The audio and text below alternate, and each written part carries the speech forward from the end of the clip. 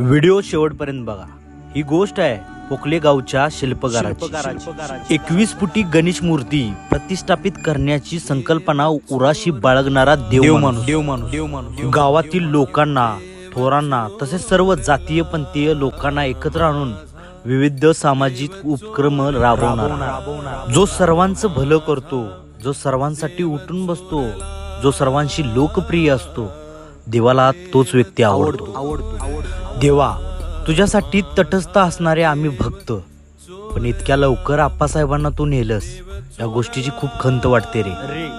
पोकले गावच्या विकासाचे शिल्पकार आज आप्पासाहेबांना जाऊन 18 वर्ष पूर्ण झाली।